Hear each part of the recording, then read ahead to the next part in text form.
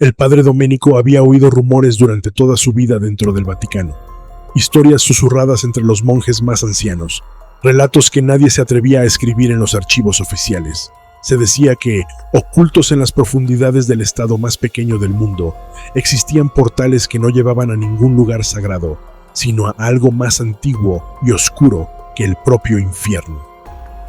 Pero él nunca creyó en supersticiones. No, hasta aquella noche. El pasaje olvidado.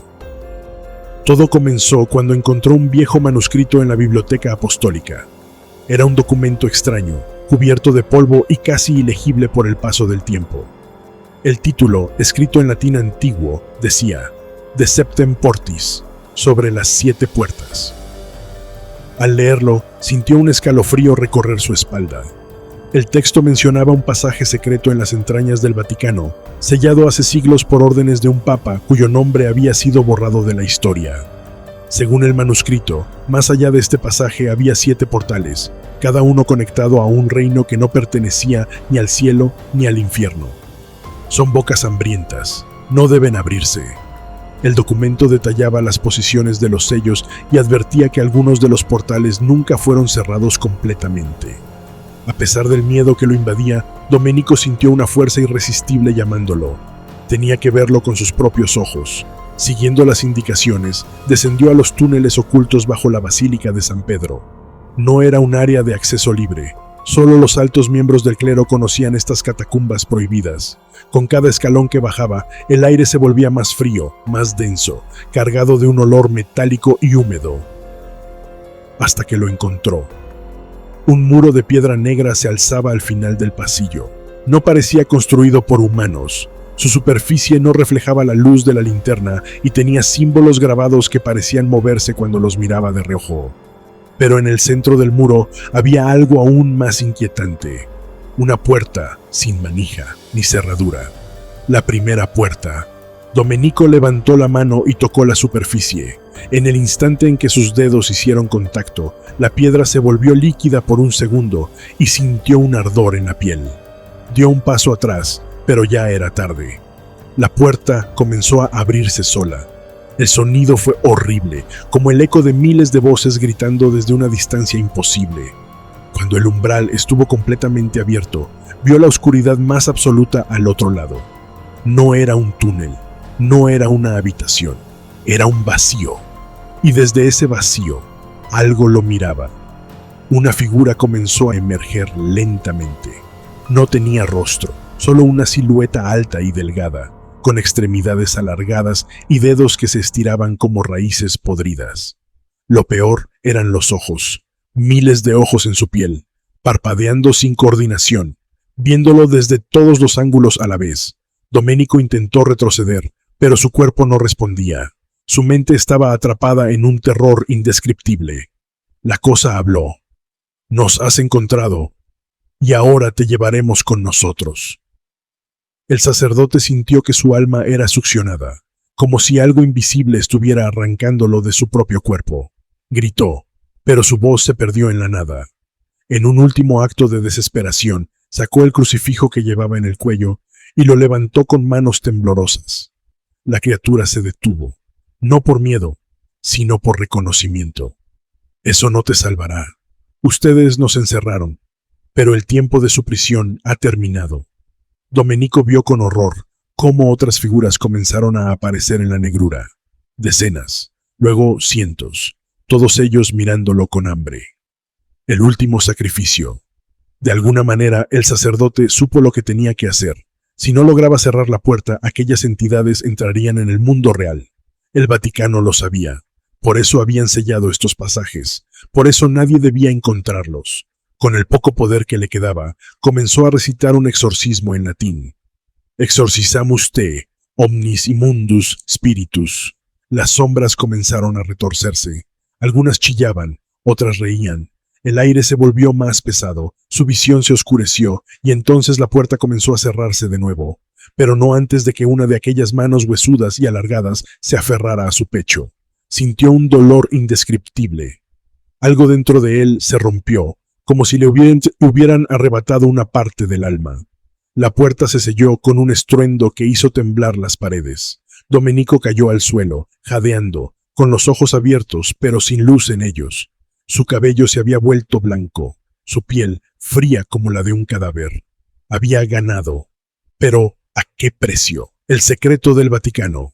Domenico fue encontrado días después, vagando por los pasillos superiores del Vaticano, murmurando en un idioma que nadie reconocía. Lo llevaron a una habitación sellada, lejos de la vista de todos. Nunca volvió a hablar en coherencia. El padre Domenico nunca fue el mismo después de su descenso a los túneles prohibidos del Vaticano. Su cuerpo seguía con vida, pero su alma había quedado marcada por lo que vio. Lo encerraron en una celda privada dentro de la ciudad del Vaticano, lejos de los ojos del mundo. Los cardenales más altos ordenaron que nadie hablara de su caso, pero algunos monjes, los que estaban a cargo de su cuidado, comenzaron a notar cosas inquietantes. Primero fueron los murmullos. Cada noche, el padre Domenico susurraba palabras en un idioma desconocido. No era latín, ni arameo, ni griego. Los monjes que lo cuidaban aseguraban que aquel lenguaje no pertenecía a este mundo. Luego fueron los cambios en su cuerpo. Su piel, antes pálida, comenzó a tornarse grisácea, casi traslúcida. Sus venas eran negras y sus ojos parecían haber perdido todo reflejo de luz. Se estaba convirtiendo en algo más. Lo que más aterraba a los monjes era lo que hacía mientras dormía. Se levantaba en plena madrugada, con la mirada vacía, y caminaba por su celda trazando símbolos en el suelo con sus propias uñas. Nadie entendía aquellos dibujos, hasta que un sacerdote más anciano los reconoció en un viejo libro de la biblioteca secreta. Eran marcas de invocación, símbolos destinados a abrir puertas, puertas que nunca debían abrirse. El Vaticano sabía lo que estaba ocurriendo. Lo había visto antes. Había otros registros de sacerdotes y monjes que habían encontrado las puertas prohibidas. Ninguno de ellos volvió a ser el mismo. Algunos desaparecieron, otros enloquecieron, y algunos fueron silenciados antes de que pudieran contar lo que vieron. Pero Domenico era diferente. Él había sido tocado por lo que estaba detrás del primer portal, y ahora ellos lo querían de vuelta. Aquel mismo año, en una noche de tormenta, ocurrió el incidente que el Vaticano jamás reconoció públicamente. Unos monjes que custodiaban las reliquias sagradas en los niveles más bajos escucharon un ruido inusual. No fue un estruendo ni un grito, fue un susurro. La segunda puerta se abrirá esta noche. El sonido no vino de los pasillos, no vino de los túneles, vino de sus propias mentes. Todos sintieron lo mismo, un frío que no venía de este mundo, un peso en el alma, un presentimiento de muerte. Y entonces lo vieron. Domenico había escapado. Las cerraduras de su celda no estaban forzadas. Las puertas nunca se abrieron, pero él ya no estaba allí. Los monjes corrieron a dar la alerta, pero ya era tarde. Desde los túneles más profundos del Vaticano, desde la misma dirección de la primera puerta, se escuchó el sonido de algo que se arrastraba. No eran pasos humanos, era algo más grande, más antiguo, algo que finalmente había encontrado el camino de regreso. Los guardias suizos fueron enviados al lugar de inmediato. Iban armados, pero no estaban preparados para lo que encontraron. Al final del túnel, justo donde Domenico había abierto la primera puerta, ahora había otra entrada.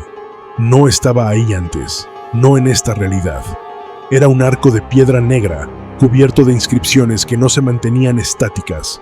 Cambiaban, formaban frases que desaparecían antes de que alguien pudiera leerlas. Y en el centro, una silueta oscura se alzaba. No era Domenico, era otra cosa, algo que ya no pertenecía a este mundo. Los guardias intentaron retroceder, intentaron rezar, pero no había escapatoria. Una de las figuras alargó su mano, tocó a uno de los soldados y lo absorbió en la negrura sin dejar rastro. El resto corrió en pánico. Uno de los monjes que presenció el horror escribió en su diario: «Lo que vimos no tenía forma, pero tenía hambre. No caminaba, pero avanzaba. No hablaba, pero se metió en nuestras mentes. Y ahora sé la verdad. Sé por qué cerraron estas puertas. No es para mantenernos a salvo. Es para mantenerlos a ellos adentro». La criatura no tenía un solo cuerpo, sino cientos. Su piel no era piel. Eran rostros humanos fundidos, cuerpos retorcidos que aún se movían, atrapados en una masa de carne oscura. Manos deformes salían de la monstruosidad, alargándose como tentáculos viscosos, con uñas podridas y huesos astillados. Pero lo peor eran los ojos. Miles de ojos de distintos tamaños parpadeaban en su piel, algunos suplicando ayuda, otros simplemente observando con hambre. Uno de los guardias gritó y abrió fuego. Las balas impactaron en la carne putrefacta, pero la cosa no se detuvo, solo se retorció de placer. Y entonces atacó. Las manos alargadas se lanzaron sobre el primer guardia, envolviéndolo como una serpiente. Lo alzaron en el aire, sujetándolo por el cuello. Sus compañeros intentaron ayudarlo, pero antes de que pudieran disparar, la criatura lo devoró. No fue rápido, no fue limpio. Primero, las sombras se metieron en su boca, forzándola a abrirse más allá de lo humanamente posible. Sus dientes comenzaron a crujir, a desprenderse, mientras su mandíbula se dislocaba. Sus ojos se llenaron de un líquido negro. Quiso gritar, pero la voz le fue arrebatada. Luego, las sombras lo desgarraron en pedazos, hundiéndose en su carne, como si su piel fuera solo una tela que podía ser arrancada con facilidad. Sus costillas se partieron como ramas secas.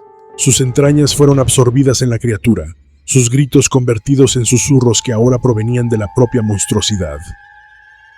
El resto de los guardias quedó paralizado.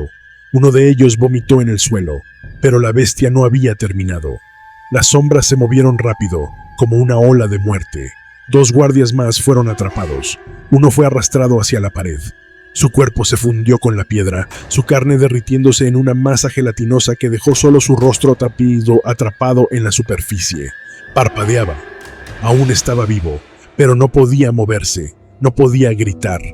El otro guardia fue desmembrado vivo. Sus brazos fueron arrancados, pero la criatura los mantuvo pegados a su torso, moviéndolos como si fueran marionetas, forzándolo a aplaudir mientras su propio cuerpo se desangraba sin control.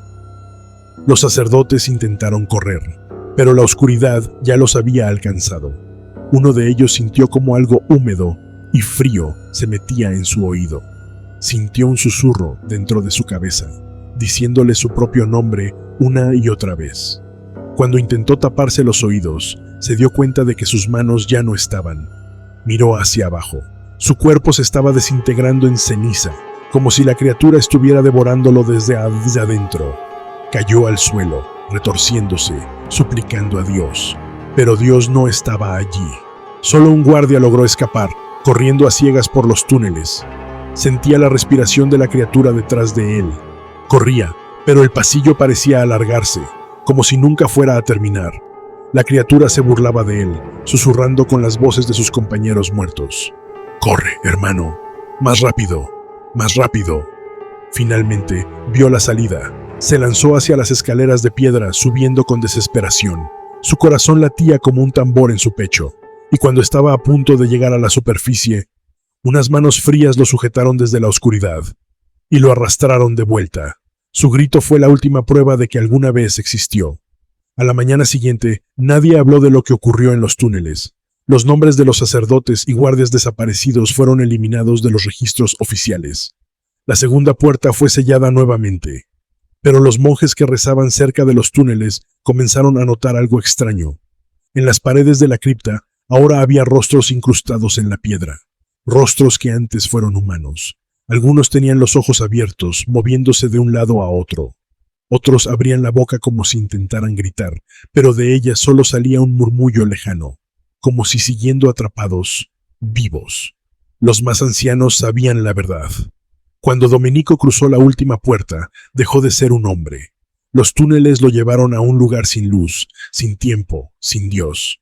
Y allí, en ese espacio donde la realidad era una ilusión, vio la verdad. Vio a los antiguos sacerdotes que habían desaparecido siglos atrás. Ellos aún seguían allí. Sus cuerpos eran sombras fusionadas con la roca, atrapados en un ciclo de existencia infinita. No tenían bocas, pero susurraban sin parar. No tenían ojos, pero observaban. Sus almas habían sido absorbidas, deformadas,